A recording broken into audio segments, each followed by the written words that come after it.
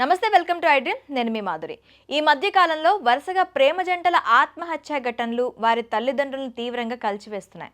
అమ్మాయి ప్రేమించడం లేదనో, ప్రేమించిన అమ్మాయి వేరే అబ్బాయిని పెళ్లాడిందనో, పెద్దలు తమ ప్రేమను అంగీకరించలేదనో రకరకాల కారణాలతో యువత ఆత్మహత్య చేసుకుంటున్నారు. తాజాగా ఇలాంటి ఘటనే మహబూబాబాద్ జిల్లాలో జరిగింది.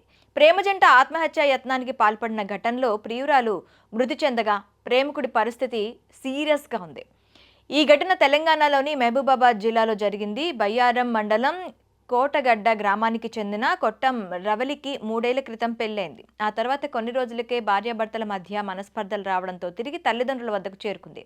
ఈ క్రమంలోనే స్వగ్రామానికి చెందిన రవీంద్రతో రవలికి పరిచయం ఏర్పడింది. ఆ ఇద్దరి మధ్య ఉన్న పరిచయం ప్రేమకు దారితీసింది. తమ పెళ్లిని పెద్దలు అంగీకరించారని తెలిసి 2 నెలల క్రితం పారిపోయి ఏపీలోని శ్రీకాకుళం జిల్లాలోని పని చేసుకుంటూ జీవనం సాగిస్తున్నారు. ఈ క్రమంలో తమ పిల్లలు కనిపించడం లేదని తల్లిదండ్రులు పోలీస్ స్టేషన్లో ఫిర్యాదు చేశారు.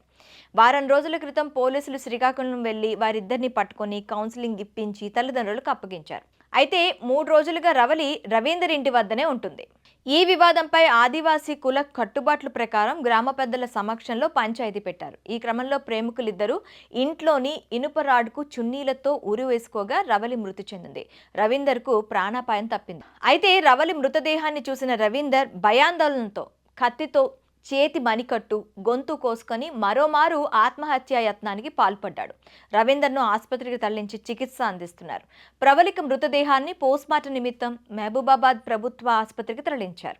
ఇక సమాజం కట్టుబాట్ల గురించి ఆలోచించకుండా వారు ఒకరినొకరు ఇష్టపడి నిండు నూరేళ్లు సంతోషంగా బతకాలి అనుకున్నారు. కానీ పెద్దల కారణంగా వారి జీవితం మధ్యలోనే ఆగిపోయింది.